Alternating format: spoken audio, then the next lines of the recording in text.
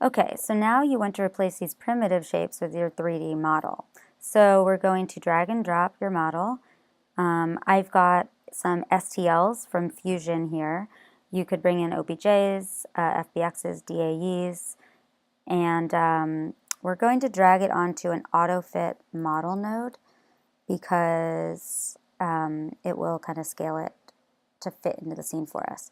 So I put the AutoFit model node in my main object, and then I'm going to drag the file onto it, and it populates this path. I can see it there, it's a little small, so it did fit to view, but because of where my camera's placed, it is a little small. So I'll make it 40, 40, 40, there it is. And then we're going to have to use a transform node. I'm hitting spacebar to bring up this search bar, by the way. Transform, and this is kind of just like a null parent object that we're going to use to parent both the model and the annotation. This is a new feature right now, and depending on how often people like using the annotations, we'll make this a lot easier to use. For now, it's a little manual and annoying, but bear with us and follow along, and hopefully with your feedback, we'll be able to make this even better. So I'm just going to drag one of the three annotations on to be a sibling of the AutoFit model node and a child of the transform node. I'm going to hit the cylinder and turn it to blocked just to get out of the way. Box, blocked, and the other box, blocked, yes. So now we've just got annotation number 3 and the seat. 40 was a little large. Let's do 20, 20, 20, and bring it up.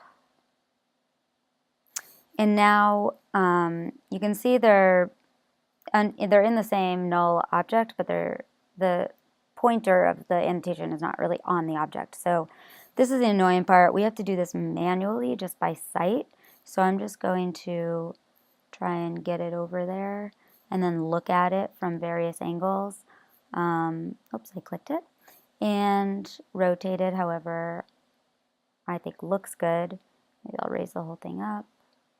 And then you can you can see one of my rotation parameters made it go backwards instead of jutting straight out from the seat.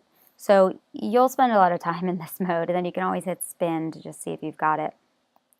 But that is the setup that you're going to want for all your models. You've got your AutoFit model node, and you could double click this and rename it and hit enter. As a sibling of that, you've got your annotation node, and those are both children of this transform node. And that's it. Awesome.